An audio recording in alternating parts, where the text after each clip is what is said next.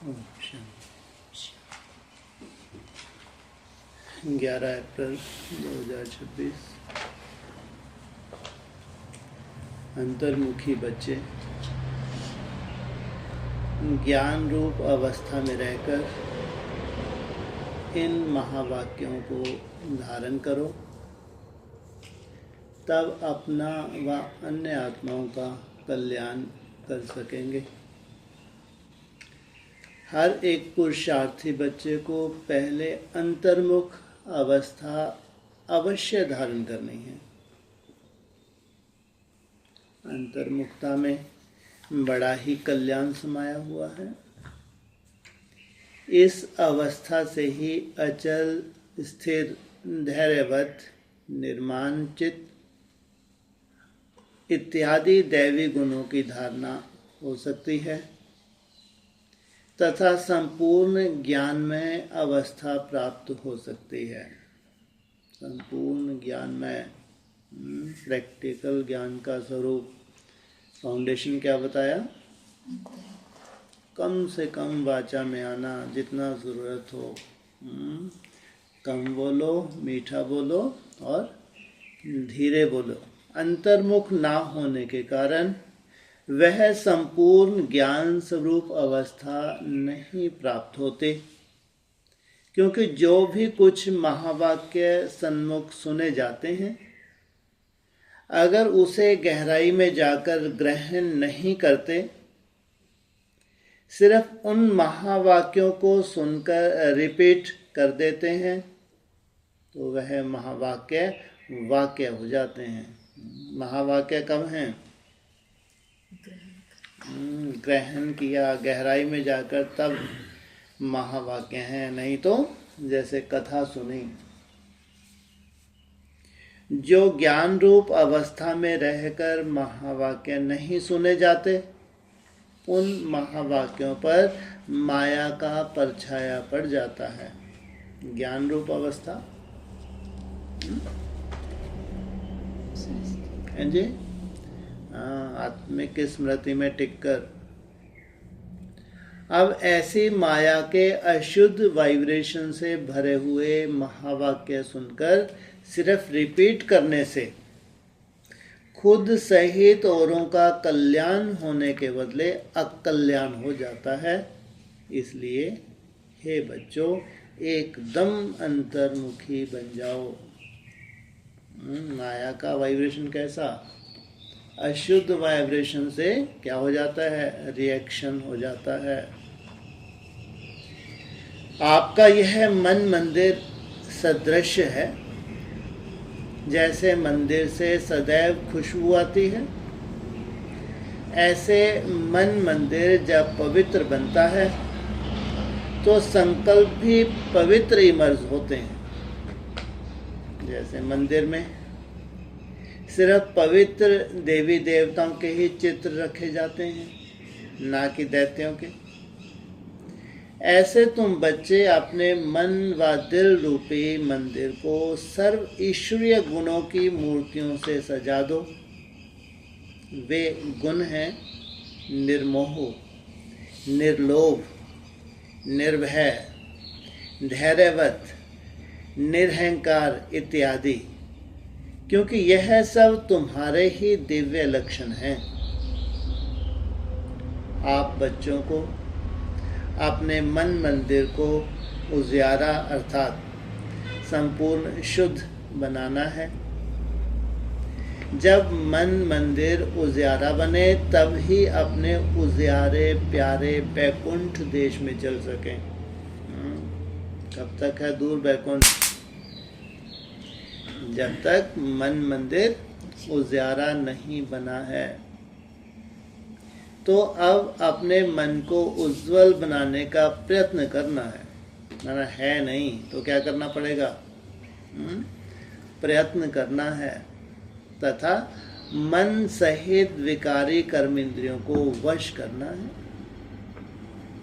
तो ना सिर्फ अपना मगर अन्य प्रति भी यही दिव्य सर्विस करनी है।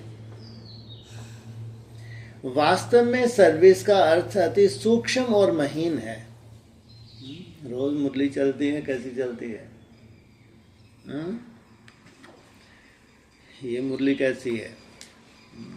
कहते हैं पीयू की वाणी होती थी, बहुत धारणा वाली होती थी। तो वास्तव में सर्विस का अर्थ अति सूक्ष्म और महीन है। ऐसा नहीं कि किसकी भूल पर सिर्फ सावधान करना, इतने तक सर्विस है, परंतु नहीं, उनको सूक्ष्म रीति अपनी योग की शक्ति पहुंचाए, उनके अशुद्ध संकल्प को भस्म कर देना। क्या कहा? ये है सेवा। एक वो सेवा है, ज्ञान सुनना सुनाना, ये है असली सेवा। क्या कहा? परंतु उनको सूक्ष्म रीति अपनी योग की शक्ति पहुंचाए, उनके अशुद्ध संकल्प को भस्म कर देना। किनके? किनके है? माया हिलाती है। माना संगठन तो बाबा को चाहिए ही चाहिए, बिना परिवार के हो जाएगा काम। तो इसलिए अव्यक्त ने क्या बोला है? असली सेवा कौन सी है? अपने एकाग्र मन से अनेक आत्माओं की मन बुद्धि को एकाग्र कर देना, ये है सच्ची सेवा। एक सुरक्षित परिवार तो चाहिए, भले छोटा सा परिवार क्यों ना हो। तो अपनी योग की शक्ति पहुंचाए, उनके अशुद्ध संकल्प को भस्म कर देना, यही सर्वोत्तम सच्ची सर्विस है। और साथ साथ अपने ऊपर भी अटेंशन रखना है। ऐसा नहीं सेवा में ही लगे रहो। पहले क्या होना चाहिए? मन को पावरफुल बनाना। ना सिर्फ वाचा अथवा कर्मणा तक, अगर मनसा में भी कोई अशुद्ध संकल्प उत्पन्न होता है तो उनका वाइब्रेशन अन्य के पास जाए, सूक्ष्म रीतिया कल्याण करता है। सोचो क्या कहा? अगर उस माया को पाल के रखा, जिसके प्रति वो अशुद्ध संकल्प चला, तो उनका वाइब्रेशन अन्य के पास जाए, सूक्ष्म रीति अकल्याण करता है। तो अशुद्ध संकल्प जिसका है, तो उसके ऊपर क्या चढ़ रहा है? बोझ चढ़ रहा है, जिसका बोझ खुद पर आता है और वही बोझ बंधन बन जाता है। इसलिए हे बच्चों, खुद सावधान रहो, फिर अन्य प्रति वही दिव्य सर्विस करो। यही आप सेवाधारी बच्चों का अलौकिक कर्तव्य है। यही आप सेवाधारी, आपकी सेवा इतनी सूक्ष्म है। वो सेवा तो सभी कर सकते हैं। कौन सी? मेले करना, प्रदर्शनी करना, भाषण करना। लेकिन आपकी ये अलौकिक कर्तव्य, ये सेवा क्या है? ऐसी सर्विस करने वालों को फिर अपने प्रति कोई भी सर्विस नहीं लेनी है। क्या मतलब हुआ? दूसरों को आपकी मनसा सेवा करनी। आप सेवाधारी हो, लेकिन आपको कोई से भी सेवा नहीं लेनी है। भल कभी कोई अनायास भूल हो भी जाए तो उसे अपने बुद्धि योग बल से सदैव के लिए करेक्ट कर देना है। अनायास अगर हो गई कोई बड़ी बात नहीं, लेकिन सूक्ष्म बुद्धि है अगर तुम्हारे पास, तो क्या करो? ऐसा तीव्र पुरुषार्थ थोड़ा भी इशारा मिलने से शीघ्र महसूस करके परिवर्तन कर लेता है और आगे के लिए अच्छी रीति अटेंशन रख चलता है। यही विशाल बुद्धि बच्चों का कर्तव्य है। हे मेरे प्राणों, अरे वाह, प्राण क्या होते हैं? हे मेरे प्राणों, परमात्मा द्वारा रचे हुए इस अविनाशी राजस्व ज्ञान यज्ञ प्रति तन मन धन को संपूर्ण रीति से स्वाहा करने का राज बहुत महीन है। जिस घड़ी आप कहते हो कि मैं तन मन धन सहित यज्ञ में स्वाहा अर्थात अर्पण हो चुका, उस घड़ी से लेकर अपना कुछ भी नहीं रहता। नहीं तो अर्पण कैसा हुआ है? भक्ति मार्ग का अर्पण है। उसमें भी पहले तन मन को संपूर्ण रीति सर्विस में लगाना है। जब सब कुछ यज्ञ अथवा परमात्मा के प्रति है तो फिर अपने प्रति कुछ रह नहीं सकता। धन भी व्यर्थ नहीं गवा सकते, मन भी अशुद्ध संकल्प विकल्प तरफ दौड़ नहीं सकता, क्योंकि परमात्मा को अर्पण कर दिया। अब परमात्मा तो है ही शुद्ध शांत स्वरूप, इस कारण अशुद्ध संकल्प स्वतः शांत हो जाते हैं। अगर मन माया के हाथ में दे देते तो माया वैरायटी रूप होने के कारण अनेक प्रकारों के विकल्प उत्पन्न कर मन रूपी घोड़े पर आए सवारी करती है। या तो मन तुम्हारे कंट्रोल में है फिर तो ठीक है, लेकिन अगर किसको दे दिया? मन माया के हाथ में दे दिया तो वैरायटी रूप के। अगर किसी बच्चे को अभी तक भी संकल्प विकल्प आते हैं तो समझना चाहिए कि अभी मन पूर्ण रीति से स्वाहा नहीं हुआ है। ये निशानी बताई है। जब संकल्प विकल्प खत्म हो जाएंगे तो समझो मन ये यज्ञ रचा ही हुआ है। किस लिए? ताकि ये अश्व पूर्ण रीति स्वाहा हो जाए। अर्थात ईश्वरीय मन नहीं बना है। मन कैसा बन जाए? ईश्वरीय मन, जैसा ईश्वर बनाना चाहता है।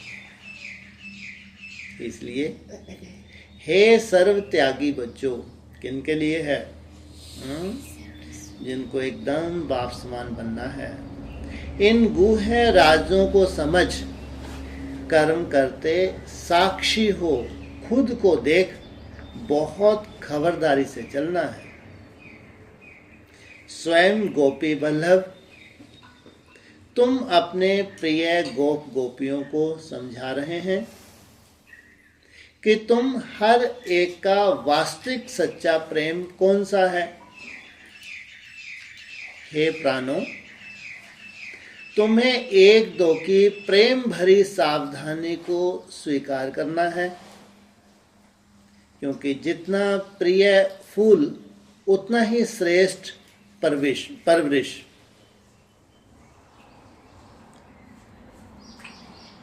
फूल को वैल्यूबल बनाने अर्थ माली को कांटों से निकालना ही पड़ता है। जितना ही वैल्यूबल फूल उतना ही परवरिश कैसी करेगा। इसलिए फूल को वैल्यूबल बनाने अर्थ माली को कांटों से निकालना ही पड़ता है। वैसे तुम्हें जब कोई सावधानी देता है तो समझना चाहिए जैसे कि उसने मेरी परवरिश की, अर्थात मेरी सर्विस की। होता क्या है? ज्यादातर जब कोई सावधानी देता है तो उसी के ऊपर उंगली उठा देते हैं। तो उस सर्विस अथवा परवरिश को रिगार्ड देना है, यही संपूर्ण बनने की युक्ति है। यही ज्ञान सहित आंतरिक सच्चा प्रेम है। इस दिव्य प्रेम में एक दो के लिए बहुत रिगार्ड होना चाहिए। हर एक बात में पहले खुद को ही सावधान करना है।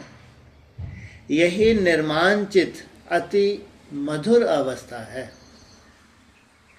ऐसे प्रेम पूर्वक चलने से तुम्हें जैसे यहाँ ही वे सतयुग के सुहावने दिन आंतरिक महसूस होंगे। कहाँ है सतयुग? इसलिए जितनी भी अव्यक्त वाणियाँ चली हैं वो सब स्वैराज अधिकारी के लिए है कि सतयुग बाहर नहीं है, कहाँ है। जिसका आंतरिक स्वयं स्थिति नहीं बनी है तो उनका स्वर्ग, यहाँ जो स्वर्ग का सुख है बाबा कहते हैं संगम युग का, वो नहीं मिल सकता।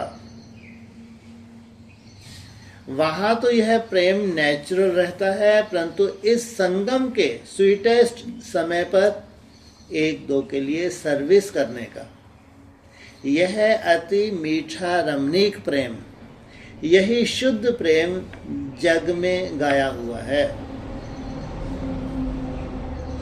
तुम हर एक चैतन्य फूलों को हरदम हर्षित हो रहना है, हरदम हर्षित मुख हो रहना है, क्योंकि निश्चय बुद्धि होने के कारण तुम्हारी नस नस में संपूर्ण ईश्वरीय ताकत समाई हुई है।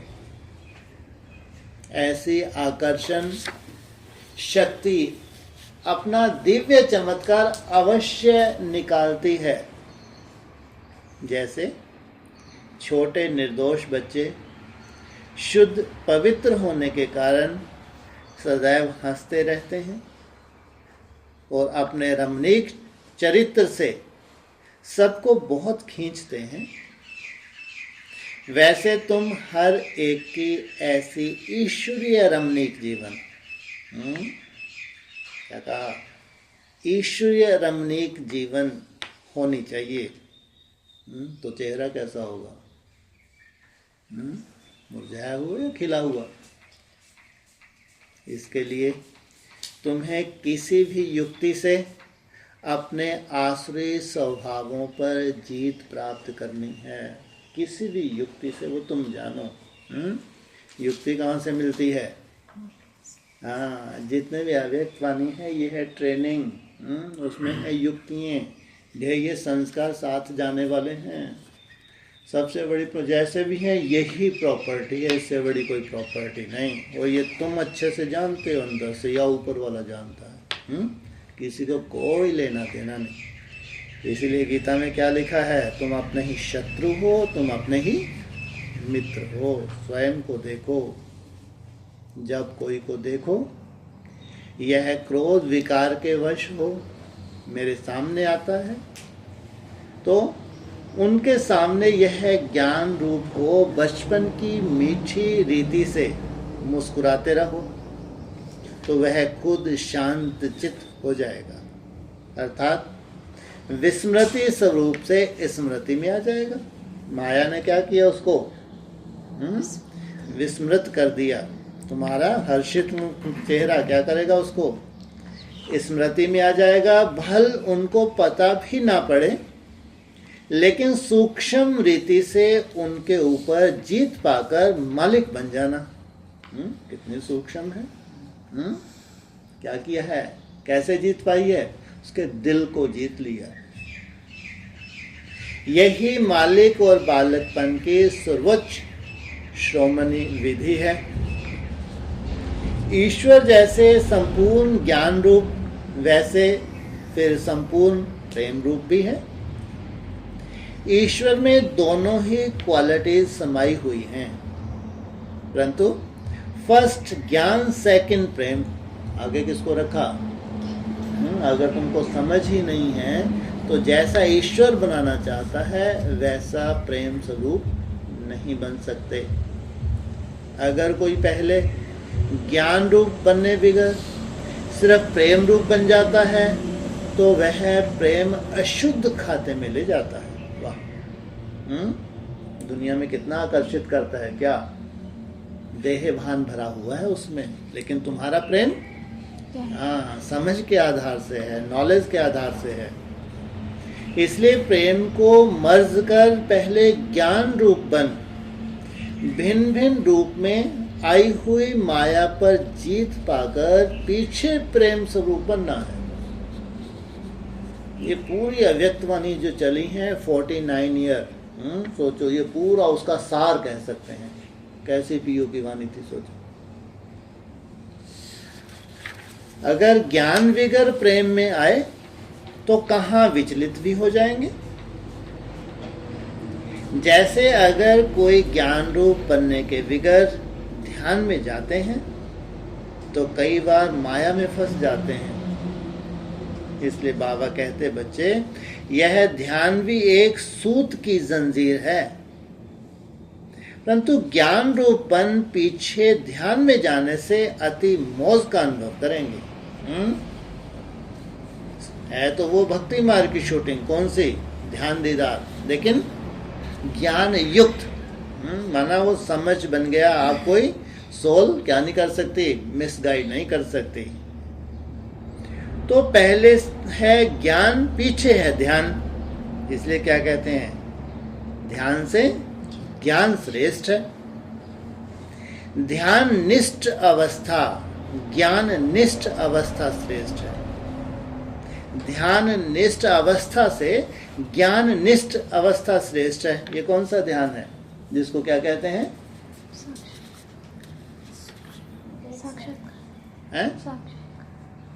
और ध्यान माना जड़ अवस्था, ट्रांस। तो इससे क्या श्रेष्ठ है? ज्ञान माना समझ से तुमने जो ध्यान किया। इसलिए बाबा ने क्या बोला है, तुमको क्या सिखाते हैं? याद के लिए भी ज्ञान देते हैं, और वो ट्रांस में जब जाते हैं उसमें कोई ज्ञान नहीं है, कोई समझ नहीं है, इसलिए वो जड़ अवस्था है। इसलिए कहा ध्यान निष्ठ अवस्था से ज्ञान निष्ठ अवस्था श्रेष्ठ है। इसलिए है बच्चों, पहले ज्ञान रूप बन, फिर प्रेम इमर्ज करना। ज्ञान विगर सिर्फ प्रेम इस पुरुषार्थी जीवन में विघ्न डालता है। सोचो, प्रेम तो प्रेम ही है भाई, है? दुनिया में तो एक दो को प्रेम सिखाते हैं, यहाँ क्या क्या कह रहे हैं? कितनी सूक्ष्म माया है जो प्रेम में भी तुमको संग दोष लगा देती है। साक्षीपन की अवस्था अति मीठी, रमणीक और सुंदर है। क्या, कौन सी अवस्था बताई? साक्षीपन अर्थात अति मीठी, रमणीक और सुंदर है। इसका मतलब ये कोई किसी से ये अब प्रभावित नहीं हो रहा और अपनी स्वयं स्थिति को छोड़ नहीं रहा।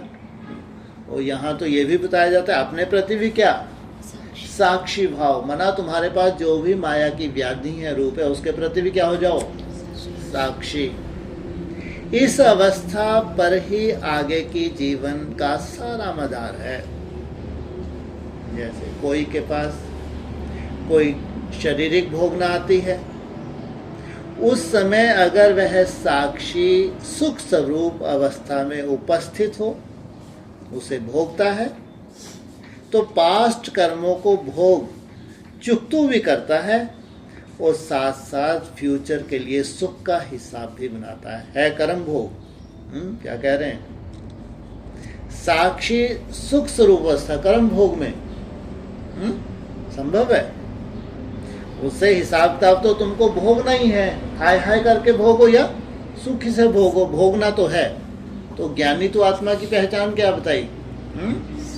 हाँ, तो उसको समझ आ गई, इससे मेरे क्या हिसाब किताब चुकतू हो रहे हैं, और वो सुख सुख जो अवस्था है ये इसका स्वरूप भविष्य के लिए बन रहा है। तो यह साक्षीपन की सुख स्वरूप अवस्था पास्ट और फ्यूचर दोनों से कनेक्शन रखती है। तो इस राज को समझने से कोई भी ऐसे नहीं कहेगा कि मेरा यह सुहावना समय सिर्फ चुकतू करने में चला गया। कर्म भोग कोई बड़ी बात नहीं है। तो सबके पास आते हैं, लेकिन कर्म भोग में भी तुम्हारी अवस्था कैसी हो? नहीं, यही सुहावना पुरुषार्थ का समय है। ऐसा नहीं कर्म भोग चुकतू हो जाए फिर तुम्हारा सुहावना समय आएगा। जिस समय दोनों कार्य पूर्ण रीति सिद्ध होते हैं, कर्म भोग भी चुकतू हो गया, बल्कि उसको क्या कहा? योग युक्त होकर अवस्था से कर्म भोग को तुमने क्या किया? चुकतू। ऐसे दोनों कार्य को सिद्ध करने वाला तीव्र पुरुषार्थी ही अतीन्द्रिय सुख व आनंद के अनुभव में रहता है। शरीर में है इंद्रियें, और इंद्रियां खींच रही हैं, कर्म भोग में तो और ही जास्ती खींच रही हैं। तो क्या इससे डिटैच, इंद्रियों से पार, इस वैरायटी विराट ड्रामा की हर एक बात में तुम बच्चों को संपूर्ण निश्चय होना चाहिए, क्योंकि यह बना बनाया ड्रामा बिल्कुल वफादार है। क्या ड्रामा किसी के प्रति बेवफाई करता है क्या? ऐसा क्यों बोला? इस वैरायटी विराट ड्रामा की हर एक बात में तुम बच्चों को संपूर्ण निश्चय होना चाहिए, क्योंकि यह बना बनाया ड्रामा बिल्कुल वफादार है। देखो, यह ड्रामा हर एक जीव प्राणी से उनका पार्ट पूर्ण रीति से बजवाता है। कितना वफादार है।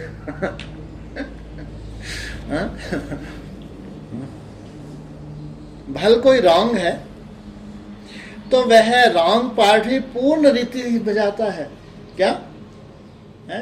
सींग है, दांत निकले हुए हैं तो भी क्या करेगा? पूर्ण रीति से बजाता है। यह भी ड्रामा में नूंद है। इसलिए बाबा कहते हैं आगे चल के क्या होगा? पर्दा उठने वाला है, तमाशा होने वाला है। तो यह भी ड्रामा की नूंद है। जब रॉन्ग और राइट दोनों ही प्लान में नूंदे हुए हैं, फिर कोई बात में संशय उठाना यह ज्ञान नहीं है, क्योंकि हर एक एक्टर अपना अपना पार्ट बजा रहा है। इसलिए ब्रह्मा बाबा कितने निश्चिंत रहते थे। क्या कहते थे? Nothing new.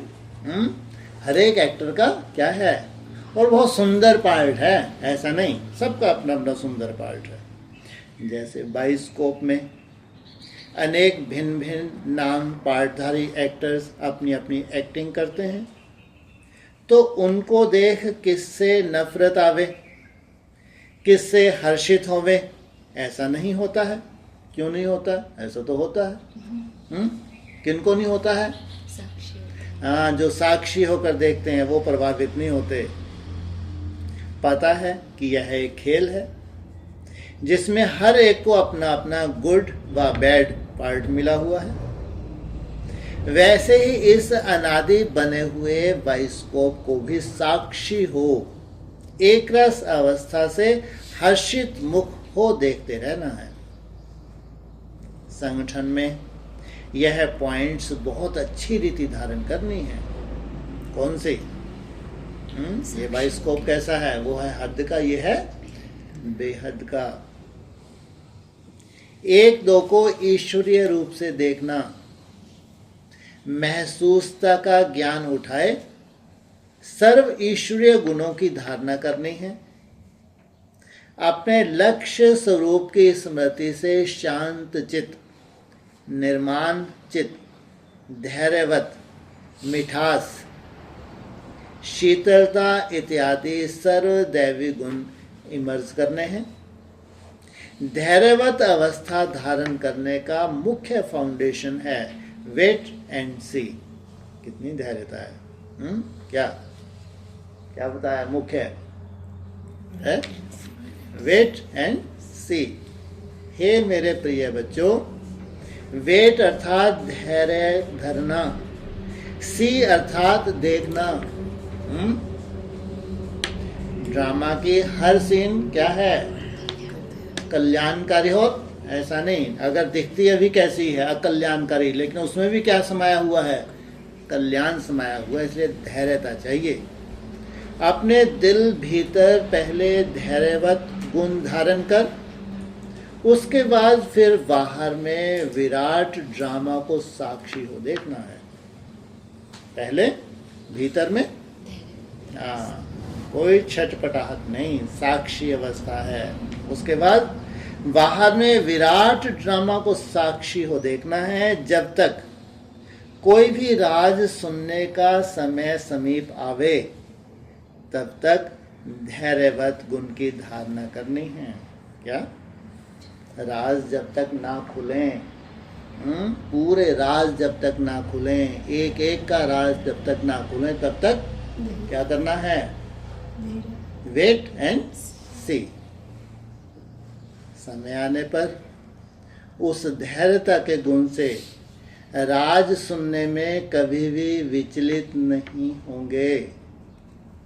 इसलिए हे पुरुषार्थी प्राणों, केवल प्राण नहीं, क्या पुरुषार्थी प्राणों, जरा ठहरो और आगे बढ़कर राज देखते चलो।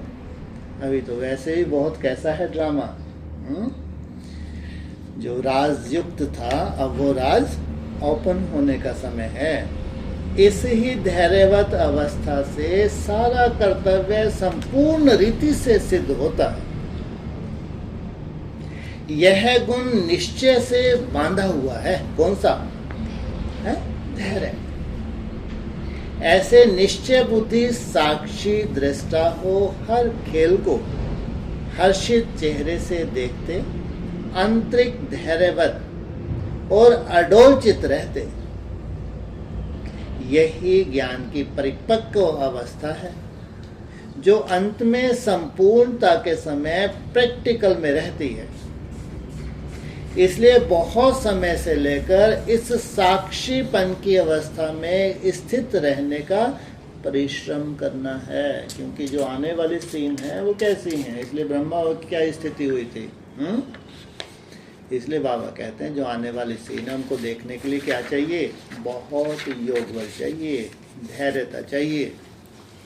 जैसे नाटक में एक्टर को अपना मिला हुआ पार्ट पूर्ण बजाने अर्थ आगे से ही रिहर्सल करनी पड़ती है, वैसे तुम प्रिय फूलों को भी आने वाली भारी परीक्षाओं में योग बल द्वारा पास होने के लिए आगे से ही रिहर्सल अवश्य करनी है।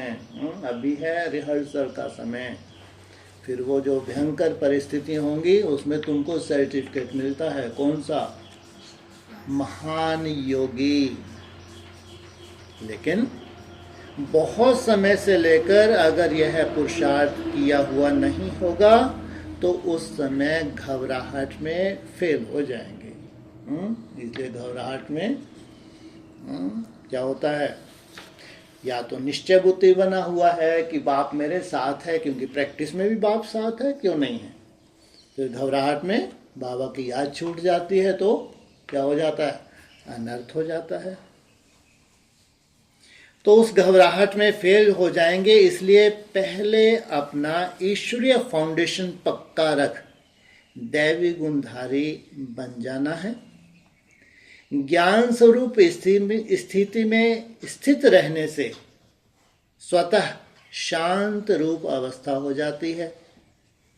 जब ज्ञानी तू आत्मा बच्चे इकट्ठे बैठकर मुरली सुनते हैं तो चारों तरफ शांति का वायुमंडल बन जाता है, क्योंकि वे कुछ भी महावाक्य सुनते हैं तो आंतरिक डीप में चले जाते हैं। इसलिए सबसे पहली श्रीमत कौन सी है, कैसे बैठना चाहिए, आत्म स्वरूप में टिक के बैठना चाहिए। डीप जाने के कारण आंतरिक उन्हों को शांति की मीठी महसूसता होती है। अब इसके लिए कोई खास बैठकर मेहनत नहीं करनी है, परंतु ज्ञान की अवस्था में स्थित रहने से यह गुण अनायास आ जाता है। तुम बच्चे जब सवेरे सवेरे उठकर एकांत में बैठते हो तो शुद्ध विचारों रूपी लहरें उत्पन्न होती हैं। उस समय बहुत उपराम अवस्था होनी चाहिए। फिर अपने निज शुद्ध संकल्प में स्थित होने से अन्य सब संकल्प आपे ही शांत हो जाएंगे, मन अमन हो जाएगा। पॉइंट तो देखो क्या बोल रहे हैं। जब तुम बच्चे सवेरे सवेरे उठकर एकांत में बैठते हो तो शुद्ध विचारों रूपी लहरें उत्पन्न होती हैं। अशुद्ध नहीं है, क्या कहा, शुद्ध विचारों रूपी लहरें उत्पन्न होती हैं। उस समय बहुत उपराम अवस्था होनी चाहिए। शुद्ध हैं लहरें, अशुद्ध नहीं हैं, उसमें भी क्या अवस्था, उपराम अवस्था होनी चाहिए। फिर अपने निज शुद्ध संकल्प में स्थित होने से अन्य सब संकल्प आप पे ही शांत हो जाएंगे। अशुद्ध की बात नहीं हो रही है, शुद्ध संकल्पों में तुमको क्या करना है, शांत करना है। मन अमन हो जाएगा। इसलिए अमन की निशानी क्या है? ना अच्छा ना बुरा। कोई भी ऐसा नहीं कि अच्छे संकल्प है, उनको भी तुमको क्या करना है? जीतना है। क्योंकि मन को वश करने क्योंकि मन को वश करने अर्थ भी कोई ताकत तो अवश्य चाहिए। इसलिए पहले पहले लक्ष्य स्वरूप के शुद्ध संकल्प को धारण करो। जब आंतरिक बुद्धि योग कायदे प्रमाण होगा तो तुम्हारी यह निसंकल्प अवस्था स्वतः ही हो जाएगी। वाह, पहली बार सुना। क्या कहा? जब आंतरिक बुद्धि योग कायदे प्रमाण होगा। बुद्धि योग की बात कर रहे हैं। एक है मन, उसमें क्या है? संकल्प, शुद्ध संकल्प भी हैं, विकल्प की तो बात ही नहीं कर रहे। जब आंतरिक बुद्धि योग कायदे प्रमाण होगा, बुद्धि योग कायदे प्रमाण किस स्वरूप में निष्ठ करना है उसको? Point of light. तो तुम्हारी यह निसंकल्प अवस्था स्वतः ही हो जाएगी। अच्छा, मीठे मीठे ज्ञान गुलजारी, ज्ञान सितारों प्रति याद प्यार, गुड मॉर्निंग और नमस्ते। अच्छा, ओम शांति। अजीबी मुरली है, बहुत कम है, बताते हैं। ये पीओ की वाणियों में से एक है। इतनी वो दिव्य गुण वाली वाणियां होती थी।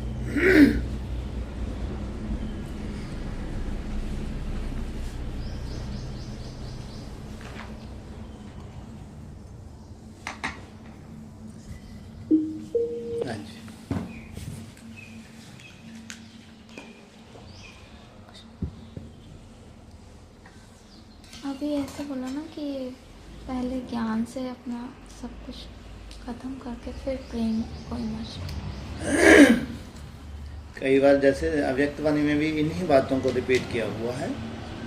सेवा के फील्ड में होते हैं तो हम क्या करते हैं? स्टूडेंट्स को क्या करना होता है?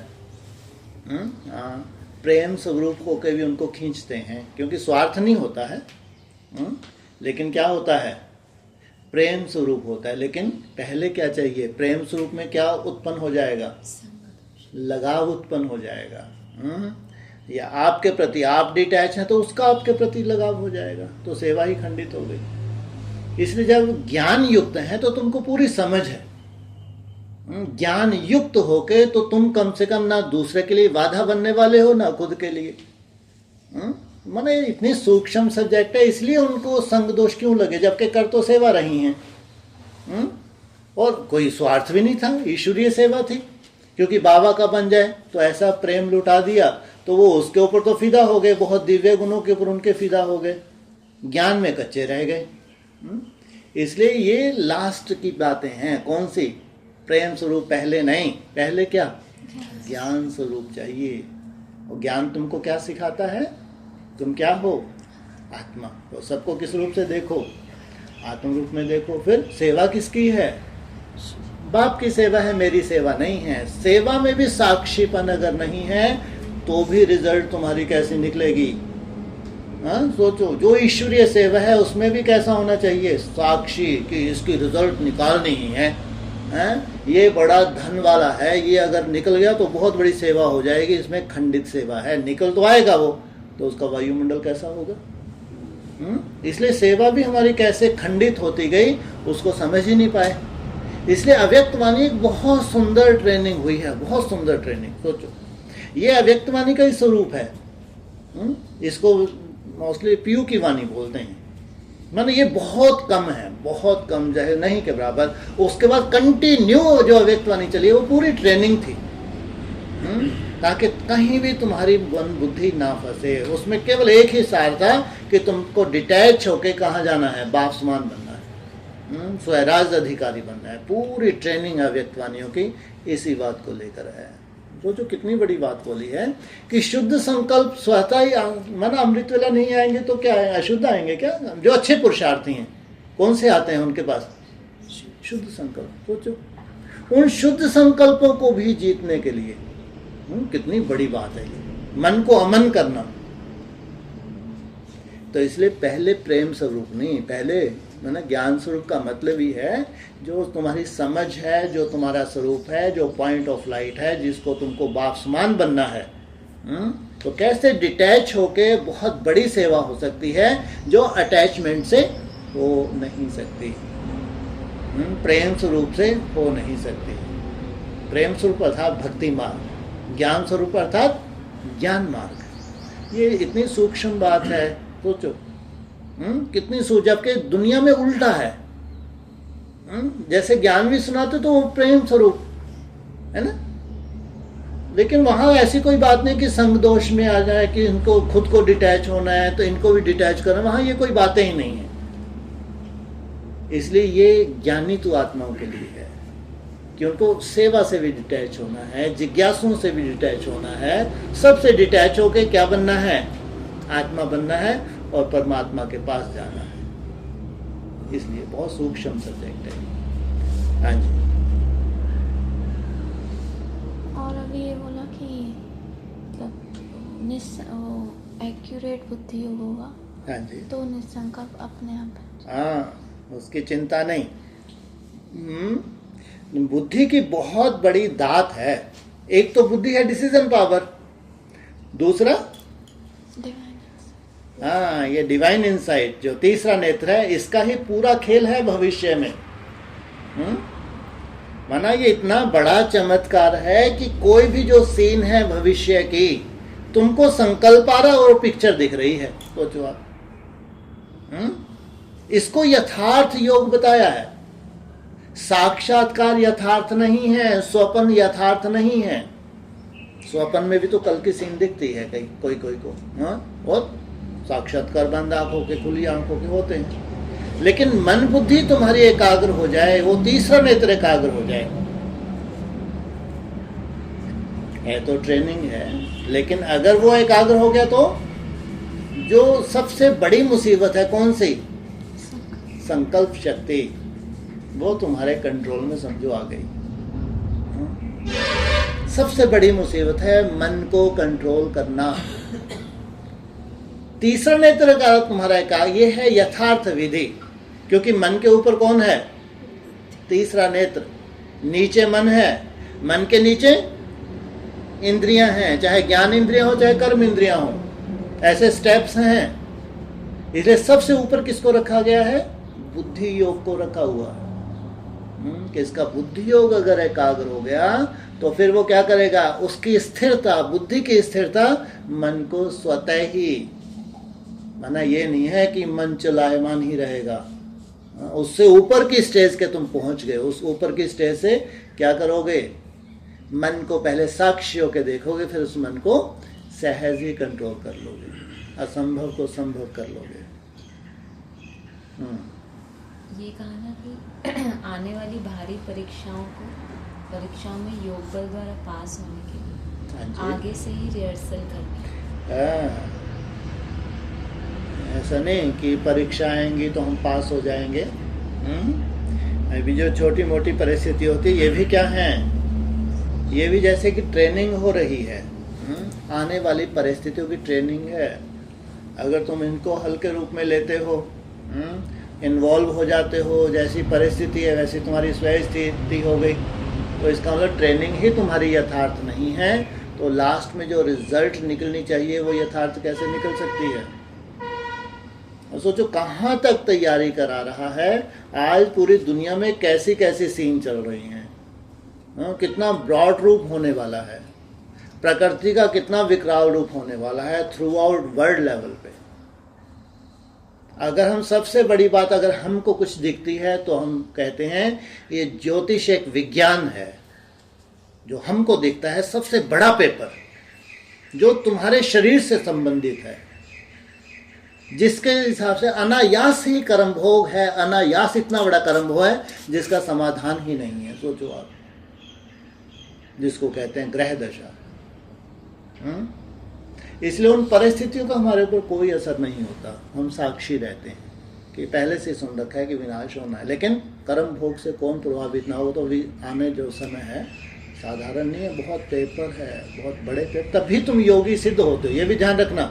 ऐसे ही नहीं तुमको सर्टिफिकेट कोई नहीं देगा, भक्ति मार मुर्दाबाद, सर्टिफिकेट तभी मिलता है जब तुम स्थिर हो, उस वक्त कोई न्यूज़ नहीं होती। केवल तुम और तुम्हारी परिस्थिति। इसलिए अभी क्या बताया, अभी रिहर्सल है। उन परिस्थितियों के लिए तैयार किया जब तुमको पास विद ऑनर। सोचो कितनी बड़ी बात है। फुल पास ही बहुत बड़ी बात है भाई, पास सर्टिफिकेट लेना भी बहुत बड़ी बात है। पास सर्टिफिकेट कब मिलता है? जब तुम्हारी 8 घंटे बीज रूप अवस्था होती है, तब पास सर्टिफिकेट भगवान देता है। इससे ऊपर फुल पास माना 60%, 60% माना 14 घंटे। तुमको पास विद ऑनर कितना, कम से कम 75%, इसलिए अव्यक्त माने 25% ग्रेस मार्क्स हैं। सोचो जिनको पास विद ऑनर होना है तो ये कम समय में कितनी ऊंची स्टेज। प्रैक्टिकल, ये अंदर की बातें नहीं है फालतू, अंदर की नहीं है भाई, ये सब बाहर का जलवा है जो प्रैक्टिकल होगा। जितना तुम सिद्धि स्वरूप हो गए तो दुनिया को कैसे मालूम पड़ेगा सिद्धि स्वरूप है ना। हर चीज प्रैक्टिकल होनी चाहिए ना। इसलिए जो आने वाला समय है तो ये उसकी ट्रेनिंग है ना। ट्रेनिंग अर्थात राजयोग सिद्ध होना। इसलिए कहा वो स्वर्ग नहीं, वो काल्पनिक स्वर्ग है। ब्रह्मा कुमारी देखती रही, आएगा स्वर्ग आएगा, शरीर छोड़ के जा रहे। काहे का स्वर्ग, कहाँ जाके जन्म लिया कोई को नहीं मालूम। काहे का स्वर्ग, किसको मिला? असली स्वर्ग कौन सा है? स्वयं स्थिति में टिकना, ये है असली स्वर्ग, जो यही तुमको सुख देता है। सोचो जिसने यहाँ ही सुख ना लिया तो वो काल्पनिक संसार में कहाँ सुख लेगा। इसलिए कम से कम नई दुनिया में हमको ये चीज क्लियर हो रही है कि ये नेचुरल है। जो तुम्हारी अवस्था है वो भी क्या है, और भगवान भी क्या है, तो स्वर्ग भी कैसा होगा सोचो। क्योंकि वो सब स्वयं स्थिति में है, ये है स्वर्ग। ऐसा नहीं कि वहां कोई अचानक सोने का ढेर आके टपक पड़ा और तुमने ऑर्डर देने शुरू कर दे, बनाओ भी महल। फालतू बातें हैं। माना वहां पे जितने भी आत्मा हैं वो इतनी पावरफुल हैं, वहां वाचा का आपस में कोई रोल नहीं है। सोचो किससे काम चल रहा है? संकल्प शक्ति से काम चल रहा है। वाचा का कोई रोल ही नहीं है उनके बीच में। आदान प्रदान पूरा हो रहा है, इधर संकल्प करते हैं और वो कैच करते हैं। सोचो कैसी सुंदर दुनिया है वो, कैसा वो छोटा सा संसार है वो। इसलिए ये है तुम्हारी यहाँ की ट्रेनिंग। चाहे परिस्थितियां हो, चाहे स्वयं स्थिति जो परमानेंट तुम्हारे बनने वाली है, उसकी ये ट्रेनिंग है संगम युग पे। इसलिए तुम परिस्थिति को परिस्थिति कह के नहीं छूट सकते। उस परिस्थिति में तुमने अपने जीवन को कैसा बनाया है, ये है कंडीशन। परिस्थिति है, उस परिस्थिति को तुमने टालने का इंतजार किया या उस परिस्थिति से तुमने क्या किया, जैसा बाबा चाहता था उसमें स्वयं स्थिति को मेंटेन किया तुमने, है ना। इसको कहेंगे प्रैक्टिकल। इसमें कोई भी भक्ति का रोल नहीं है, दूर दूर तक नहीं है। भावना को कोई संबंध नहीं है। हाँ, पढ़ाई का प्रैक्टिकल स्वरूप है। इसलिए ये है एक तरह से ट्रेनिंग है। आने वाली जो स्वयं स्थिति में स्थित होना है, जो आने वाली परिस्थिति है, उनके लिए क्या है ये ट्रेनिंग। हाँ जी, कि मन को वश करने अर्थ भी कोई ताकत तो अवश्य चाहिए। एक ताकत है तुम्हारी, दूसरी ताकत है जी माया की ताकत। वो तो तुमको विपरीत दिशा में ले जा रही है। एक ताकत है तुम्हारी, दूसरी ताकत बाप की। लेकिन उसको इसीलिए थमला कहते हैं कि वो ताकत अपनी जगह स्थिर है। अभी वो चाहता है तुम अपनी ताकत को क्या करो, हाँ, जो तुम्हारे संस्कार मर्ज हैं उनको इमर्ज करो, वो थमला है। बाकी जब फाइनल स्टेज में जाएंगे तो ऐसा नहीं है कि उसका कोई रोल नहीं है, ऐसा बिल्कुल भी नहीं है। कोई ताकत तो है। अभी माया की ताकत तुम देख रहे हो, माया कैसे तुमको नचाती है। और उस वक्त तुमको ईश्वरीय ताकत नहीं मिलती। क्यों? क्योंकि स्वयं स्थिति की ताकत तुम्हारे पास नहीं है, तो ईश्वर की कल्पना मत करो। वर्तमान समय युद्ध तुम्हारी किससे है? माया से युद्ध है। ईश्वर साक्षियों के देख रहा है। कितनी बड़ी बात बोली है, सोचो आज इस मुरली में वायुमंडल के ऊपर से कितनी बड़ी बात बोली है। तो ये है असली सेवा, ये है अलौकिक सेवा। सोचो माने कितनी सूक्ष्म है ये साकार वाणी भी, कितनी सूक्ष्म है। जबकि अव्यक्त वाणी में तो फिर इसको और ज्यादा खोल खोल के बताया, बहुत ज्यादा सूक्ष्म कर दिया। इसलिए माया का स्वाभाविक है, वो हमारा अनेक जन्मों का स्वभाव भी है। हम उसको माया का रूप बोल देते हैं।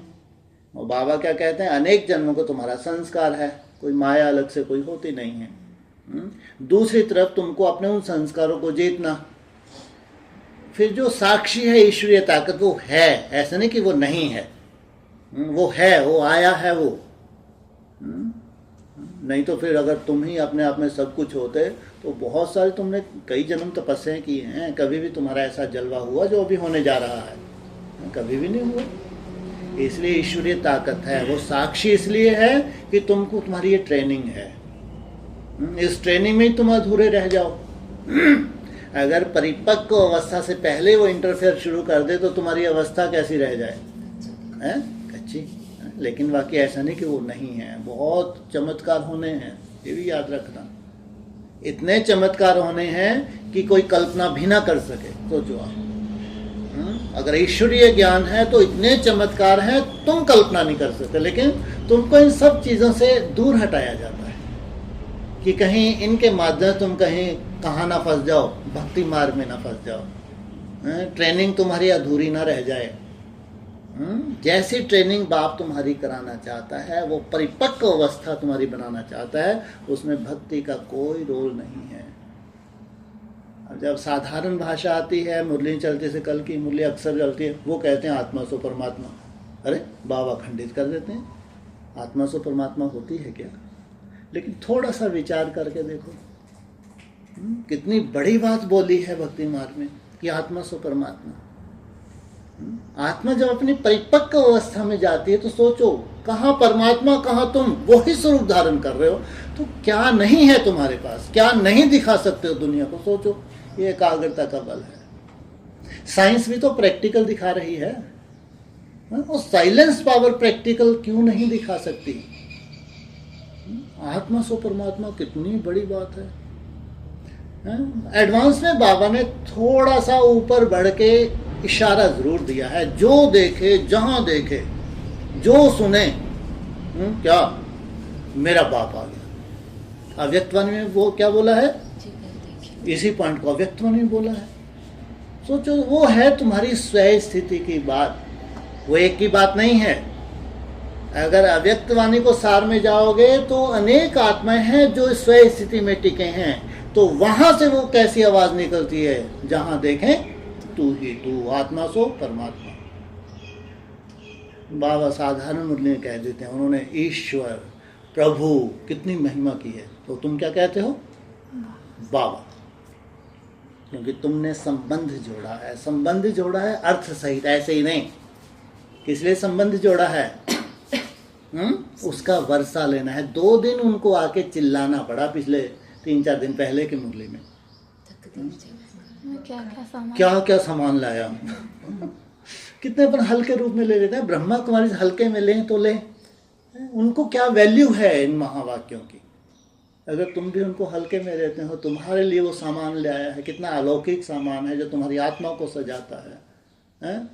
ज्ञान सागर, सोचो आप, पवित्रता का सागर, प्रेम का सागर, आनंद का सागर, ये तुम्हारे लिए लाया हूँ। कितनी बड़ी बात है, हम कितने हल्के रूप में लेते हैं। थोड़ा सा कल्पना करके देखो, जब आत्मनिष्ठ हो जाओगे, ये प्रॉपर्टी तुम्हारे लिए वो लाया है। ब्राह्मणों की दुनिया में इतनी अशांति है, इतनी अशांति है, दूर दूर तक सुख शांति नहीं है, दूर दूर तक सुख शांति नहीं है। ये वायुमंडल का प्रभाव है। तो चारों दिशाओं में कहते हैं, काल चारों दिशाओं में मंडराता है थ्रू आउट। कोई भी ब्रह्मा कुमार पर ये पवित्र आत्माएं हैं, लेकिन अछूता नहीं है, ऐसा नहीं है। हाँ, जिन्होंने अपनी सेफ्टी कर ली बात अलग, ऐसे भी तो हैं जिन्होंने अपनी सुरक्षा कर ली, उनकी बात अलग, तो भी चारों तरफ परिस्थिति है। और अब देखो ये प्रॉपर्टी जो बाप लाया है, उस प्रॉपर्टी को धारण कर तुम्हारे लिए लाया हूं, मतलब क्या है इसका? और तुमको सबसे पहले ज्ञान कौन सा दिया है? आत्मा हो, शरीर नहीं। सोचो, ये उस पूरी प्रॉपर्टी का आधार है। वो कोई अलग से आके तुम्हारे ऊपर उड़ेलने वाला नहीं है कि तुम्हारी बुद्धि में डाल दिया, पूरी प्रॉपर्टी हप कर ली ना। ये भक्ति मार्ग। मैं तुमको जो सबसे पहला मैसेज दिया, तुम शरीर नहीं हो, आत्मा हो, उसमें पूरा ये संस्कार जो मर्ज हो गए वो इमर्ज हो रहे हैं, इसलिए नॉलेज को आगे रखा है। ऐसा नहीं कि तुम्हारे पास नहीं है, लेकिन सब कुछ क्या है? हाँ, सब मर्ज हो गया है। तुम दीनहीन हो गए हो, झोली फैला के बैठे हो, दुर्गति को पाए हुए हो। अभी उसी पॉइंट ऑफ लाइट में टिकने से, सोचो, उस आत्म स्वरूप में टिकने से, निसंकल्प होने से, वो तुम्हारी पावर्स जो मर्ज थी इमर्ज होने लगी। तो उन्होंने कह दिया आत्मा सो परमात्मा। ऐसे तो दुनिया में कोई कल्पना नहीं कर सकता कि कलयुग के अंत में जब भगवान आए तो किन्हीं आत्माओं को इतना सजा दे, इतना शक्तियों से सजा दे, प्रैक्टिकल शक्तियों से रूप धारण करवा दे कि कोई अंतर ही ना बचे भगवान में और तुम्हारे में। ऐसा कभी नहीं हुआ हिस्ट्री में। हाँ, व्यक्तिगत तपस्याएं की हैं, व्यक्तिगत तपस्याएं की हैं, तो उनका लक्ष्य क्या रहा है? मेरे को जन्म मरण से मुक्त होना है। वो एक जैसे कि स्वार्थ जैसा रहा है, कोई विश्व कल्याण की उसमें बात नहीं रही है। अभी बात है विश्व कल्याण की, चाहे वो ब्राह्मणों का विश्व पहले पहले क्यों ना हो। ये तुम्हारी ट्रेनिंग, बाप समान बनना तुम्हारी ट्रेनिंग। ये जो लाया है बखर तुम्हारे लिए, सामान जो लाया है, इसलिए कहते हैं साधारण है, बहुत ही साधारण है, साकार मुरली है। लेकिन अगर तुम चिंतन करो तो उन बच्चों का चिंतन बाबा भी चाहता है चलना चाहिए। हमको लगती है बहुत मेहनत जो हम कर रहे हैं उसमें लगती है, मैं ये याद भूल जाता है कि इसके पीछे प्राप्ति कितनी बड़ी होगी।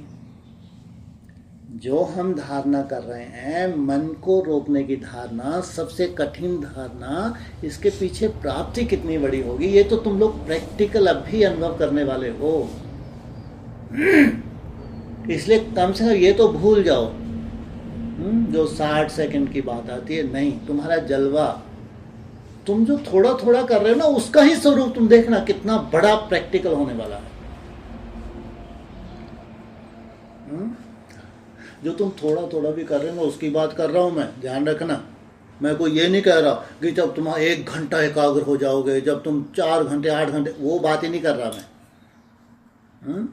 हाँ, जो अंदर से तुम्हारी परिपक्व अवस्था हो रही है, जिससे तुम असंतुष्ट हो, ऑटोमेटिक तुम लोग देखना कैसे तुम अभोक्ता बन रहे हो। ऑटोमेटिक प्रैक्टिकल बात है ये प्रैक्टिकल है। हर चीज प्रैक्टिकल होनी है। ये मैं अभी ये बात नहीं की, सोचो। तो फिर उससे तुम्हारी अगर 1 घंटा की एकाग्रता होगी, 1 घंटा, तुम्हारा जलवा जिसने देखा वो 13 हो गया। देखते ही देखते रात थी, अंधकार था उनका, तो 4 घंटे का क्या जलवा होगा, कल्पना करके देखो। 8 घंटे की कैसी अवस्था तुम्हारी होगी, कैसी अवस्था जो ब्राह्मणों की दुनिया कभी किसी को प्राप्त नहीं हुई है। मुंह के बक्के भले ही लगाए वो कि हमारी दादियां कर्मातीत होके गए हैं, दादाएं कर्मातीत हो गए, कोई कर्मातीत नहीं हुआ। कर्मातीत नहीं हुआ।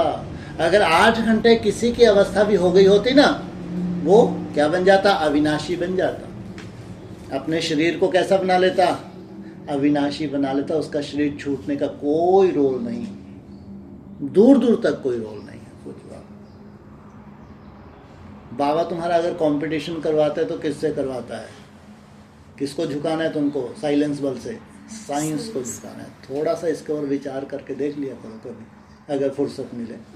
ऐसे तो अपन इतनी मेहनत करते हैं, फुर्सत ही कहाँ। इन फालतू बातों को कौन विचार करे बैठ के।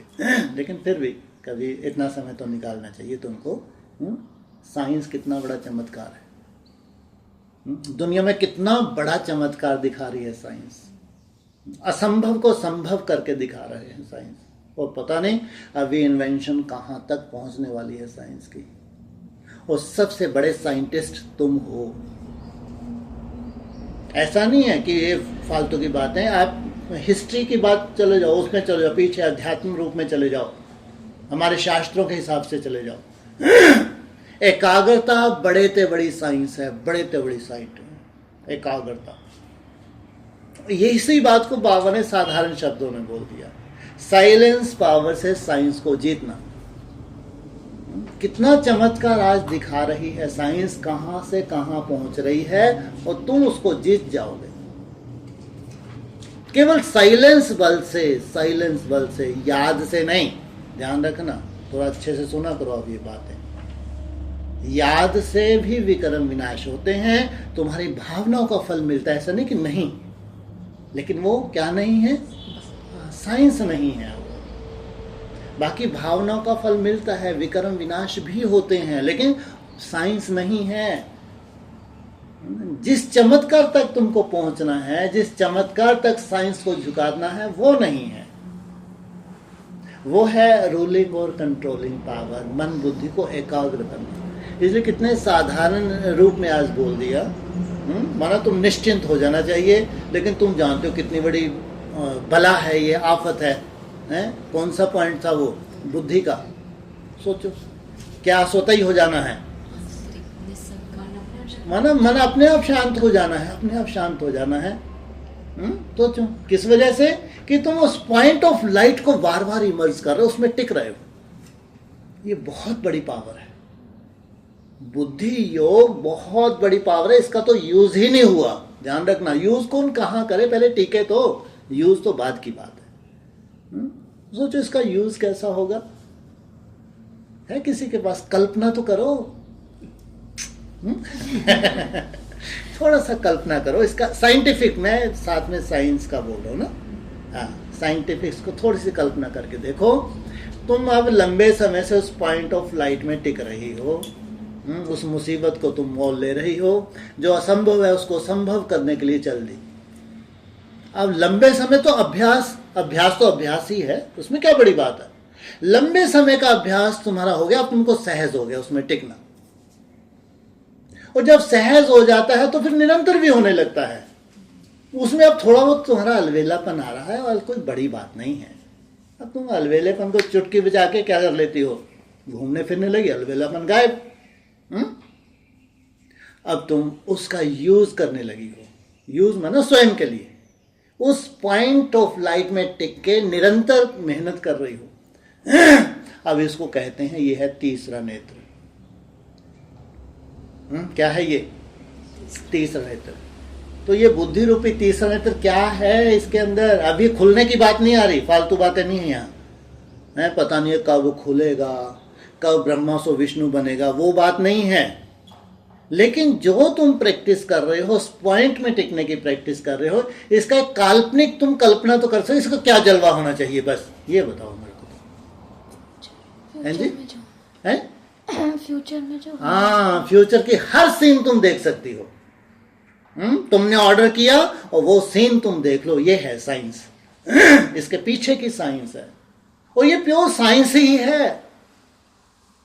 ये कोई ऐसा नहीं कि तुम्हारे ऊपर अव्यक्त ज्योतिर्लिंगम की कृपा होगी, तुमने ऑर्डर किया और उसने तुमको सीन दिखानी, कुछ नहीं है, फालतू बातें हैं, भक्ति मार्ग मुर्दाबाद है ये। इसलिए कहते हैं आत्मा में सब कुछ है, सब कुछ है आत्मा में। और ये उनकी बात है, सब कुछ जिन्होंने पूरा चक्कर लगाया है। सोचो, जिन्होंने पूरा चक्कर लगाया है, तो सोचो वो जो देखना चाहे उसमें इतनी ताकत है। केवल क्या किया, स्विच ऑन किया, सीन सामने। इसको कहेंगे साइलेंस बल से साइंस को जीतना। लेकिन अभ्यास तो चाहिए, बहुत अभ्यास चाहिए, निरंतर अभ्यास चाहिए। इसलिए केवल इतना छोटे से छोटा जो तुम्हारा टारगेट है, साकार मुरली के हिसाब से, साकार मुरली को दुआ, क्या वो कहते हैं, दुआ नहीं, उसकी क्या देना चाहिए, हाँ वैल्यू नहीं, वो कहते हैं ना वो इसकी, हाँ दुहाई, बहुत सुंदर शब्द इसकी दुहाई देते हैं। कम से कम जो तुमको बोलती है ना, इसकी दुहाई देते हैं। ये दुहाई कौन सी है? 8 घंटे की। ये चमत्कार कितना है ये भी देखो। चमत्कार कोई छोटा नहीं है। चमत्कार बहुत बड़ा है भाई। ये बागेश्वर धाम फेल हो जाए, बागेश्वर धाम कोई वैल्यू नहीं। वो तो नच रहा है, किसी सोल की वजह से नच रहा है। हाँ अपनी पिछली तपस्या है, अभी प्योरिटी की पावर है, इसमें तो कोई शक नहीं। वर्तमान प्योरिटी की जब तक पावर रहेगी तब तक वो आत्मा क्या करेगी? उसको मदद करती रहेगी, नाम वाला होता रहेगा, तब तक नाम वाला होगा। लेकिन ज्ञान नहीं है। जितनी सूक्ष्म पढ़ाई तुमको पढ़ाई जा रही है कि सूक्ष्म रूप में संग दोष क्या होता है, सूक्ष्म रूप में अन्य दोष क्या होता है, ये तो लगता ही है उनको बेचारों को, कोई बड़ी बात थोड़ी है कि कोई अनर्थ हो गया। चौथी अवस्था में जाते हैं बेचारे, उनके पास ये ट्रेनिंग थोड़ी है कि संग दोष से बचो, अन्य दोष से बचो। ये तुम्हारी ट्रेनिंग है ये, तो सोचो। इसलिए कहिए सार रूप में अगर राजयोग है तो सभी योग, दुनिया के जितने भी योग हैं वो फेल होने हैं, तब जाके परमात्मा का ज्ञान सिद्ध होता है कि ये भगवान का ज्ञान है। इसको कहते हैं प्रैक्टिकल। नहीं तो तुम कमरे के अंदर बैठे हो, कितने योगी हो, किसी को मालूम ही नहीं काहे के योगी हो भाई।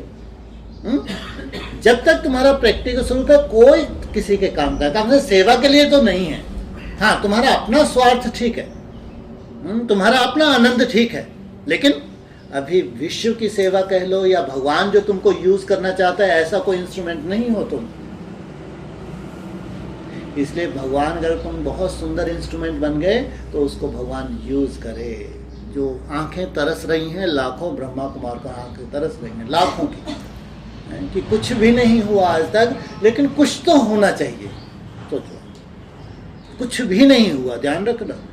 पूरे विश्व में ढिंडोरा पीटा है लेकिन कुछ भी नहीं हुआ, वो मानते हैं, लेकिन कुछ तो होना चाहिए। अगर ये ईश्वरीय ज्ञान है, भगवान आया हुआ है, तो कैसा होना चाहिए, कैसे चमत्कार स्वरूप वो होने चाहिए। इसलिए मेहनत है, जिसमें कोई शक नहीं है जो तुम कर रहे हो। बहुत मेहनत नहीं, बहुत मेहनत है, लेकिन अभ्यास। किसी भी चीज का बार बार अभ्यास किया जाता है तो धीरे धीरे वो चीज पकड़ में आने लगती है। यही गीता में लिखा है, अभ्यास और वैराग्य। और तुम्हारा है सच्चा वैराग जो अंदर से है, बाहर का वैराग नहीं है। अंदर से जो तुम्हारा खुद का चिंतन है, पर्सनल चिंतन है, वही तुम्हारा वैराग है। इसलिए अगर साइंस को झुकना है साइलेंस पावर से तो एक्सट्रीम, साधारण नहीं।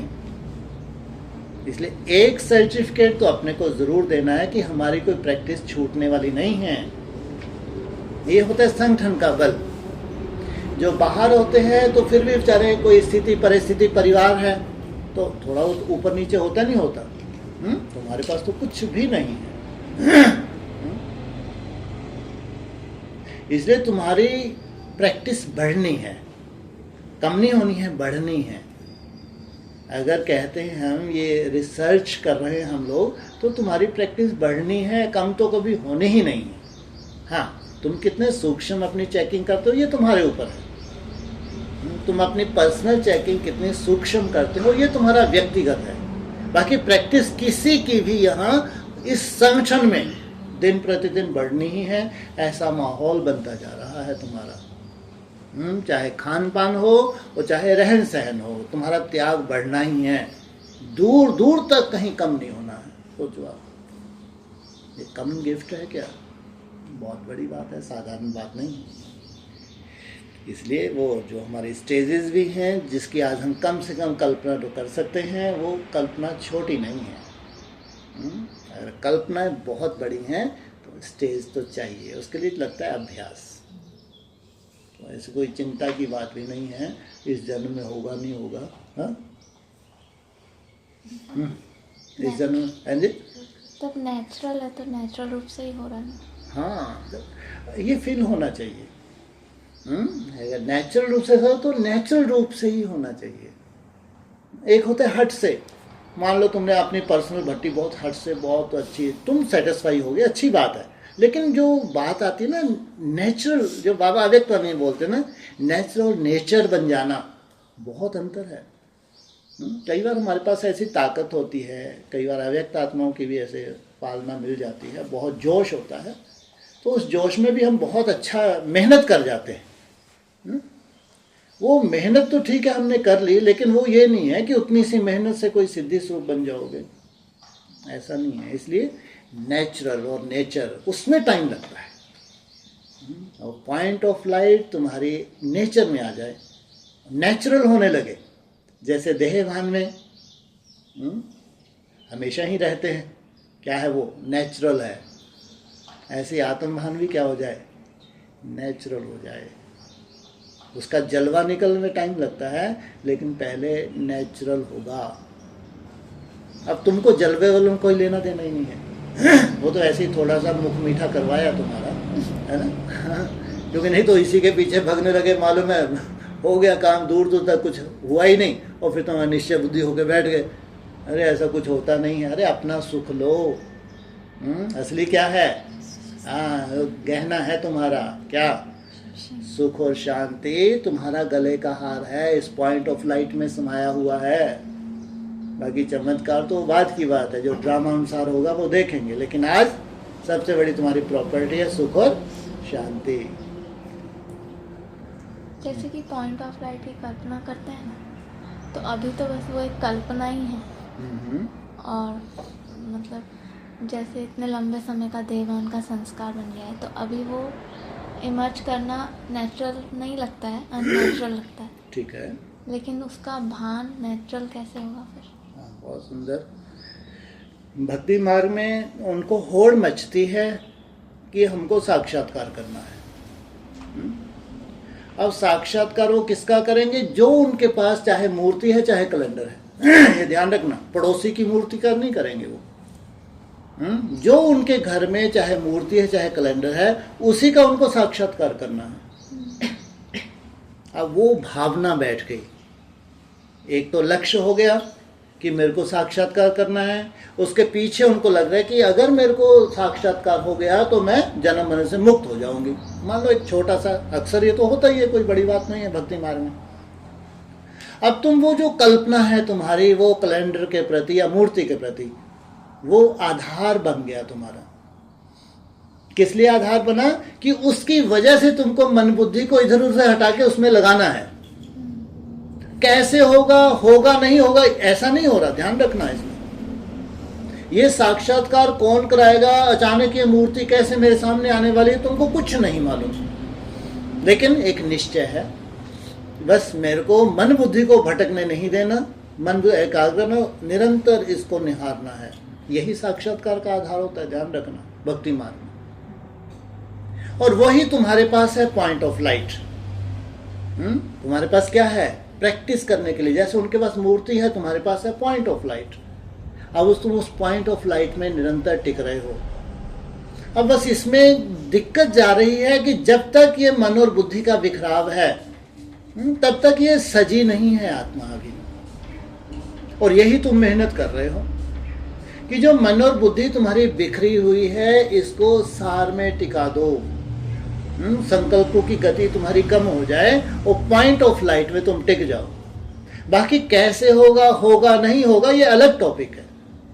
अगर उनको साक्षात्कार हो सका है, कोई ऐसा एक्सट्रीम में जाके उनको ऐसे नहीं हो जाता, ध्यान रखना, सबको साक्षात्कार नहीं हो जाता, बिल्कुल नहीं होता। उसमें भी क्या जाते हैं, वो अति में जाते हैं, तब साक्षात्कार होता है। इसकी भी अति चाहिए, चाहे पॉइंट ऑफ लाइट में टिकना। इसलिए हम लोगों को जो है, बाबा तो सब जानता है, इसलिए चार्ट की जो हम लोगों को दी है ना एक जो विधि, ये सबसे बड़ा इस रिसर्च में सबसे बड़ा रोल है तुम्हारे चार्ट का। फिर उसमें उन्होंने बोल दिया कि जैसे व्यापारी लोग होते हैं तो अपना घाटा फायदा निकालते हैं। तो ये बहुत छोटी साधारण बातें हैं, लेकिन बहुत बड़ी बातें हैं, बिल्कुल असाधारण बातें हैं। ये तुमको घाटा और फायदा निकालना है, सोचो आप। चार्ट तुमको थमा दिया और वो उनको एक कैलेंडर मिला तो उन्होंने टारगेट रखा, मेरे को इतनी मालाएं रोज जपनी है, इतने घंटे मेरे को रोज ध्यान करना है। ऐसे नहीं हुआ साक्षात्कार, हो भी नहीं सकता। पूरा जीवन निकल जाएगा, शरीर छोड़ देंगे और वो संस्कार लेके अगले जन्म में फिर चले जाना है उनको, लेकिन कोई साक्षात्कार होने वाला नहीं है। इसलिए तुमको दे दिया चार्ट, चार्ट में तुमको एक टारगेट दे दिया, उस टारगेट को लेके तुम चार्ट बनाते हो कि कम से कम इतना मेरे को याद करना ही है। उसमें सब तरह की माया आएगी, व्यर्थ की भी माया आएगी, इधर उधर की अपनी स्वभाव संस्कार सब कुछ उसके अंदर आने वाला है, सब कुछ। कभी चार्ट तुम्हारा बहुत अच्छा होने वाला है, कभी बिल्कुल अच्छा नहीं होगा। लेकिन जब बिल्कुल अच्छा नहीं हुआ तब तुम अपना क्या निकालो, घाटा निकालो। उसको जो तुम्हारा घाटा पड़ा अब उसको मेंटेन करके देखो। इसका मतलब जब तुमने उसको मेंटेन किया ना, तो एक निश्चित तुम्हारा जो टारगेट था तब उसको पूरा किया तुमने। नहीं तो अलवेलापन इतना डेंजरस है, अलवेलापन सबसे खतरनाक है। सबसे हल्के में लेते हैं तपस्वियों के लिए, सबसे डेंजरस है ये अलवेलापन। तुम्हारे टारगेट तक तुमको कभी छूने ही नहीं देगा ये। हाँ, अगर तुमने घाटा निकालना, जो घाटा पड़ा है आज, उसको मेंटेन करना है अव्यक्त वाणी के हिसाब से, 1 हफ्ते में मेंटेन करो, और फिर तुम 1 महीने में मेंटेन करो, उसमें तुम्हारे छक्के छूट जाते हैं अगर तुम मेंटेन करते हो तो, और नहीं तो तुम छूट जाते हो। या तो तुम छूटो या तुम्हारे छक्के छूटे। और अभ्यास तुम वही कर रहे हो, कौन सा? हाँ, उस पॉइंट में टिकने का अभ्यास एक ही कर रहे हो, और उसमें तुम दिन भर कर रहे हो। जो दिन भर माया ने इंटरफेयर किया वो तुमने अलग निकाल के उसको इस हफ्ते में मेरे को कवर करना है, जितना मेरा कम हुआ। इसको आप साधारण बात मानते हैं क्या? इसका मतलब आत्मा जो अंदर से परिपक्व हो रही है, अंदर से उसकी परिपक्वता आपको दिखती नहीं है। लेकिन रोज आप एक निश्चित टाइम दे रहे हो, निश्चित टाइम दे रहे हो, रोज के रोज दे रहे हो, बिना कुछ भी देखे। कोई चमत्कार नहीं है इसमें, कुछ भी नहीं है, लेकिन रोज की रोज तुम एक निश्चित टाइम इसको देते ही जा रहे हो, देते ही जा रहे हो, बस क्योंकि मुरली में आ गया। लगातार अभ्यास करते ही जा रहे हो। कभी तो ऐसा समय आएगा कि तुम्हारा अभ्यास ही नेचुरल हो जाए।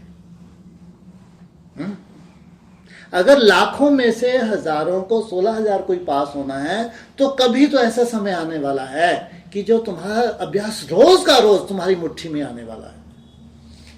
जब यह अभ्यास रोज का रोज तुम्हारी मुट्ठी में आ जाए, जब की बात कर रहे हैं, अब की बात नहीं कर रहे। जब यह अभ्यास तुम्हारा मुट्ठी में आए, रोज का रोज मुट्ठी में आ गया, अब तुम्हारी प्रैक्टिस कंटिन्यू होने लगी, जिसको बाबा कहते हैं सतो प्रधान अवस्था। सतो प्रधान अवस्था में तुम्हारे विकर्म विनाश होते हैं। इसका मतलब अब तीव्र गति से कोई बाधा नहीं है, तीव्र गति से तुमको ऊपर की तरफ जाना है, तीव्र गति से। वो तीव्र गति ऐसे नहीं कि जमदे जामदे हो जाए, वो तभी जमदे जामदे हो सकती है कोई सोल इंटरफेयर कर दे, बस तो समझो हो गया काम। और सोल तुम्हारे पास कोई फटक नहीं सकती, तो कभी भी जमदे जामदे नहीं होगा। तो वो, लेकिन अब तुम्हारा अभ्यास बहुत सुंदर हो रहा है, अब तुमको अभ्यास में मजा आ रहा है। पहले अभ्यास करने में मजा नहीं आ रहा था, क्या था? हाँ, बहुत मेहनत ही मेहनत थी एक तरह, लेकिन अब मजा आने लगा। जब मजा आने लगा तो समझो अब मंजिल ज्यादा दूर नहीं है, और तुम उसी के ऊपर एकाग्र कर रहे हो। जैसे वो कैलेंडर के ऊपर एकाग्र करते हैं, तुम उस पॉइंट ऑफ लाइट के ऊपर लगातार एकाग्र कर रहे हो। अब वो पॉइंट ऑफ लाइट छटपटा रहा है। जो मर्ज थी वो शक्तियां छटपटा रही हैं इमर्ज होने के लिए। तुमको कोई लेना है, बैठा रहे, फिर भी तुम लगे हो। अब वो छटपटाहट हो रही है उसमें, पॉइंट ऑफ लाइट में, कि जो दबे हुए थे, जो मर्ज थे, वो शक्तियां इमर्ज होने के लिए छटपटा रही हैं, लेकिन तुमको फिर भी कोई लेना देना। पता नहीं कब ये जागेगी आत्मा, कब होगा सब, तुम निश्चिंत हो, बस लगे हो। 34 ये है जलवा। इसलिए जब भक्ति मार्ग में अगर साक्षात्कार हो सकता है, तो तुम्हारे को तुम्हारी भावना का फल नहीं कह रहे, और तुम्हारी ये यथार्थ प्रैक्टिस, तो इसका जलवा क्यों नहीं होगा भाई? इसलिए कहते हैं पूरा साइंटिफिक है। तुमने छोड़ा भी तो नहीं, इसमें कोई भावना को घुसने नहीं दिया कि कोई प्रभु की कृपा हो जाएगी, ईश्वर कुछ नहीं। कभी अमृत वेला नहीं अच्छे से हुआ, कोई चिंता नहीं। यह है भक्ति मार्ग। इतना सुंदर तुम पुरुषार्थ कर रहे हो, ना तो तुमने कहीं भी अपने को भक्ति मार्ग में बांधा हुआ नहीं है, दूर दूर तक भी। इसकी यथार्थ रिजल्ट ना निकले हो नहीं सकता, लेकिन मेहनत लगता है। वो भक्ति मार्ग में भी मेहनत लगती है, ऐसा नहीं कि तुमको ही मेहनत लग रही है, उनको भी मेहनत लगती है, तब जाके उनको साक्षात्कार होता है। वो ये कहते हैं उनकी भावनाओं का फल मिलता है, लेकिन तुम्हारी भावनाओं का फल नहीं, तुम्हारा है प्रैक्टिकल। तुम्हारा राजयोग प्रैक्टिकल है, भावनाओं के आधार से नहीं है। भावनाओं तुमने एक तरफ रख दिया, लेकिन तुमने लगातार एक अभ्यास किया है, ऐसा अभ्यास निरंतर किया है जो दुनिया में कहीं है ही नहीं, लगातार किया है, और उस अभ्यास की धीरे धीरे रंगत आने लगी और काम हो गया। एक छोटी सी यात्रा है। कैसे बैठे? हाँ जी। जब पहले पॉइंट ऑफ लाइट इमर्ज नहीं होता है तो अब इमर्ज होने लगा, फिर उसमें भान नहीं जाता है तो अब थोड़ा थोड़ा फील होने लगा। अति सुंदर। और फिर सोचते हैं अब ये भान मतलब कैसे नेचुरल हो जाएगा कि बस मैं ये हूँ ये नहीं हूँ, ऐसा ही। उसमें ये होगा कि तुम्हारा अचानक कभी भी याद आया, तुमने स्विच ऑन कर लिया, वो कहीं भी दबा हुआ था वो सामने आ गया। अचानक कभी भी तुमने स्विच ऑन किया, वो कब कहीं दबा हुआ ही नहीं है, बस तुम अलवेले ही बैठे हो, स्विच ऑन ही नहीं कर रहे, बस ये हो सकता है। तुमने ऑर्डर किया, तुरंत चमकने लगा, ये अब ये नेचुरल होगा। जब ऑर्डर करो वो सामने आ जाए, उसको फिर नेचुरल करना, ये है राजयोग की ट्रेनिंग। इसलिए अगर लाखों बार बार मैं क्यों रिपीट करता हूँ, तो कल्पना करके देखो, जो अष्ट देव होंगे कितनी उनकी प्रैक्टिस होगी, दिन रात की प्रैक्टिस, केवल दिन की नहीं, दिन रात कितने घंटे होते हैं? 24। कितने घंटे सोते होंगे आगे चल के? हैं जी? 2 घंटे। अति सुंदर। कम से कम 21 घंटे की लगातार प्रैक्टिस है, लगातार सालों की। हो गए हाथों ठंडे? और तुम भी वही कर रहे हो, ध्यान रखना। उठने से ही तुम्हारा चार्ज शुरू हो जाता है। हाँ, तुम सोते थोड़ा सा ज्यादा हो, बस इतना ही अंतर है। वो 2-3 घंटे सो रहे हैं, तुम 5-6 घंटे सो रहे, इतना ही अंतर है, कोई अंतर नहीं है, ध्यान रखना, कोई अंतर नहीं है भाई। वो कितने घंटे सो रहे हैं? 2-3 घंटे, और तुम 5-6 घंटे, इतना अंतर है, और कोई अंतर नहीं। तुम्हारी भूख, प्यास, निद्रा कम होती जाएगी। बाबा ने तो फिर भी 25% तुमको राहत दिया, मैं बैठा हूं, चिंता मत करो। कितने तक तुमको अभ्यास करने लगातार? वो सोचो, वो पोलैंड में जो बैठा था, उसका भी यही टारगेट था। महेश योगी दुनिया को उड़ के दिखाता था, सबसे रिच था वो। उसका खुद का चैनल था।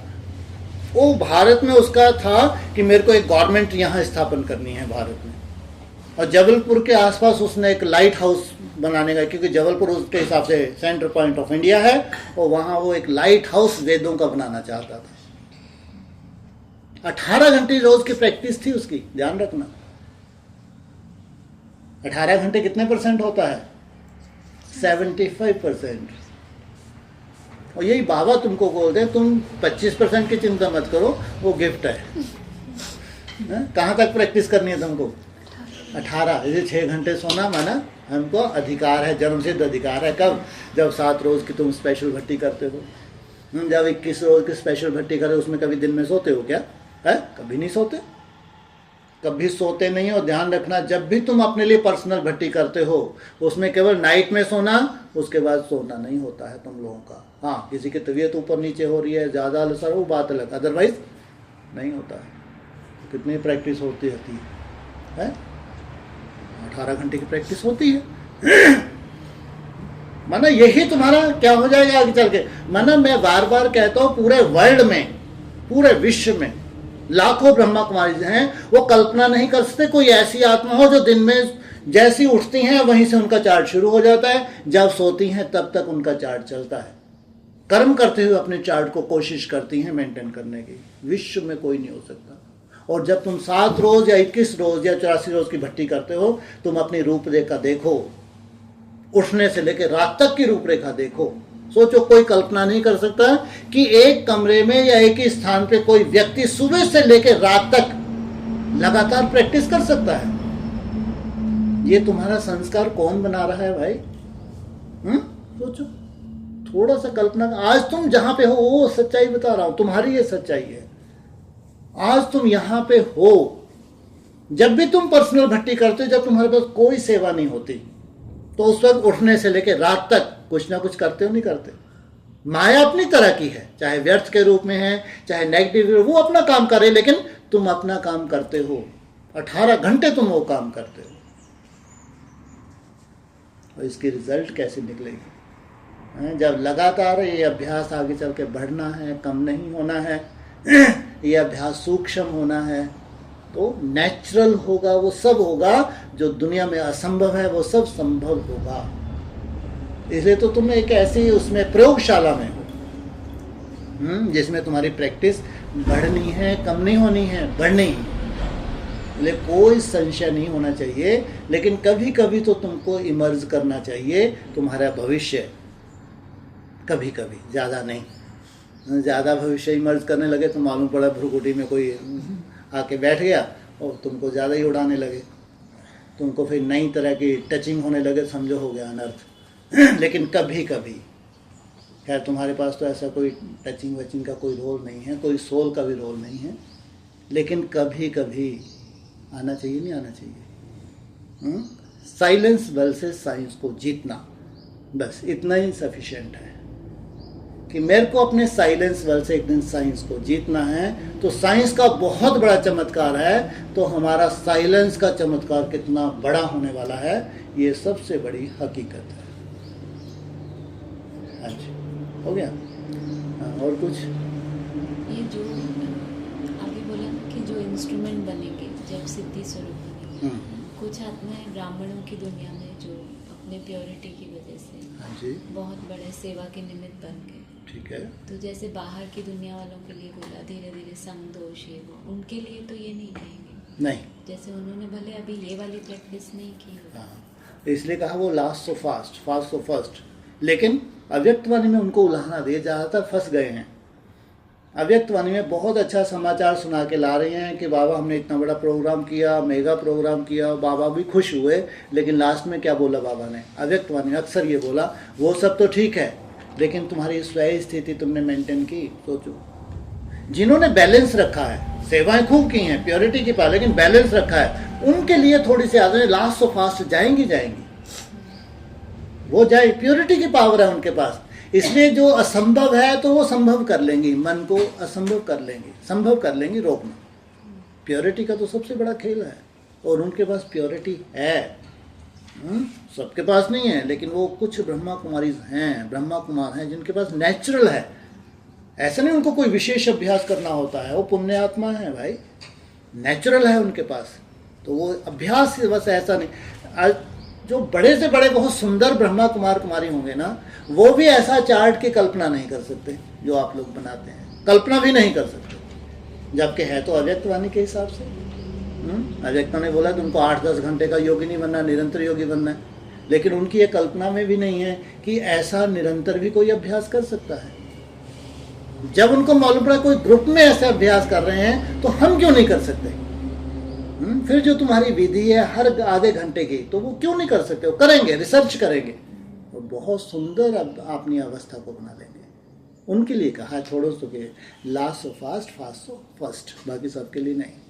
मतलब उनको इंस्ट्रूमेंट पहले बनाया गया, जैसे सिस्टर शिवानी है, हाँ जी, सचिन भाई है, उनको सेवा के लिए। उनका पिछले जो था ना संकल्प जो रहा होगा, वो संकल्प पूरा हो रहा है और तुम्हारा संकल्प ही नहीं रहा है।